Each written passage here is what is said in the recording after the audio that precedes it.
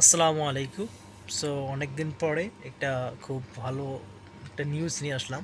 So এটা হচ্ছে যে নিউজটা হচ্ছে কি ফিলিস্তিনকে স্বাধীন রাষ্ট্রের স্বীকৃতি দেবে ফ্রান্স। সো নিউজটা করা হয়েছে আমার দেশ থেকে, ঠিক আছে। সো তাহলে দেখেন ফ্রান্স সেটা কোনো মুসলিম কান্ট্রি না, কিন্তু মুসলিম কান্ট্রি না হওয়া সত্ত্বেও কিন্তু ফিলিস্তিনকে সাপোর্ট করতেছে। অথচ এদিকে আবার অনেক বড় বড় যে রাষ্ট্রগুলো মুসলিম কান্ট্রিগুলো এগুলোর কোনো খোঁজ খবরই নাই।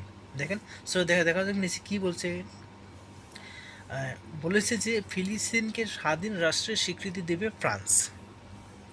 আগামী কয়েক মাসের মধ্যেই আসতে পারে সিদ্ধান্ত, এমনটা জানিয়েছে ফরাসি প্রেসিডেন্ট ইমানুয়েল ম্যাক্রো।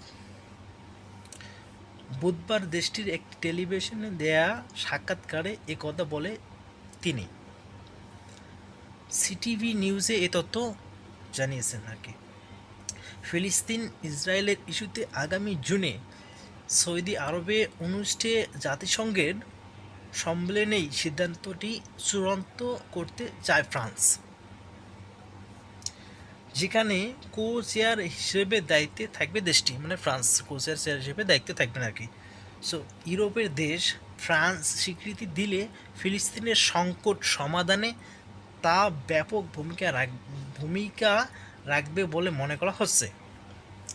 জাতিসংঘের 193টি দেশের মধ্যে 146টি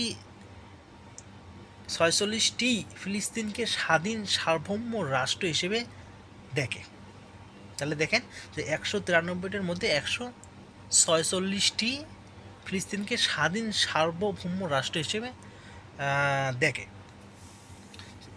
যেমন ইউরোপের মধ্যে উল্লেখযোগ্য স্পেন, এরপরে কি নরওয়ে অথবা আয়ারল্যান্ড ও কি স্লোভেনিয়া, সো ইত্যাদি ইত্যাদি। তাহলে দেখেন আমাদের মুসলিম যে কান্ট্রিগুলো আছে এগুলোর কোনো খোঁজখবর নেই, অথচ ফ্রান্স একটা যেটা কোনো মুসলিম কান্ট্রি না, এরা কি ফিলিস্তিনকে সাপোর্ট করতেছে। যাই হোক, আল্লাহ যা করে ভালোর জন্যই করে, দোয়া করে আরও ভালো, এরকম আরও ভালো কিছু হোক ফিলিস্তিনের জন্য। সো সবাই ভালো থাকবেন। আসসালামু আলাইকুম।